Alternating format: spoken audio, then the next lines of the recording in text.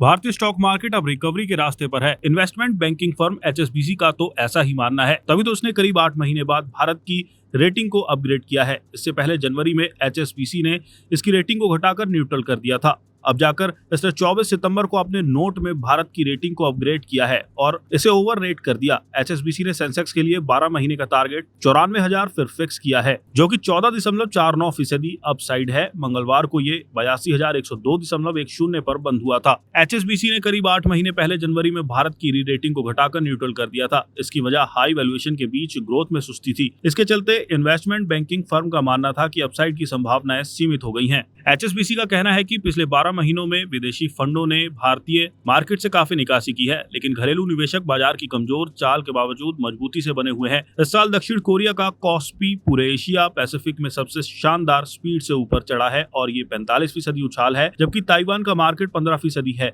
वहीं भारत में सेंसेक्स इस साल अभी तक सिर्फ 4.5% ही मजबूत हुआ है। हालांकि कॉस्पी की इस तेजी के चलते एचएसबीसी ने पिछले महीने इसे डाउनग्रेड कर ओवरवेट किया है, जबकि भारतीय मार्केट की इस सुस्त चाल ने अब मौका बनाया तो एचएसबीसी ने रेटिंग अपग्रेड कर दी।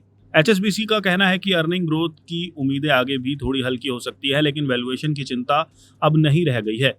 इसके अलावा सरकारी नीतियां भी स्टॉक मार्केट को सपोर्ट कर रही हैं। इन्वेस्टमेंट बैंकिंग फर्म का मानना है कि क्षेत्रीय लेवल पर यानी एशियाई बाजारों में भारतीय स्टॉक मार्केट काफी आकर्षक हो गया है, जिसके चलते इसकी रेटिंग अपग्रेड करनी पड़ी। एचएसबीसी का मानना है कि अमेरिकी टैरिफ का जैसे चीन पर खास असर नहीं पड़ा, वैसे ही लिस्टेड भारतीय कंपनियों के मुनाफे पर भी इसका बहुत कम असर पड़ने की उम्मीद है। पिछले साल सेंसेक्स 27 सितंबर 2024 को 85,978.25 के रिकॉर्ड हाई पर पहुंचा था। हालांकि इस रिकॉर्ड हाई लेवल से ये जियोपॉलिटिकल टेंशन और टैरिफ वॉर की चिंता और टैरिफ वॉर की आंच में 16.93% टूटकर 71,425.01 पर आ गया। इसके बाद रिकवरी शुरू हुई और उठापटक के साथ अब तक ये 14.95% रिकवर हो चुका है, लेकिन रिकॉर्ड हाई से अब भी ये 4.51% डाउनसाइड है।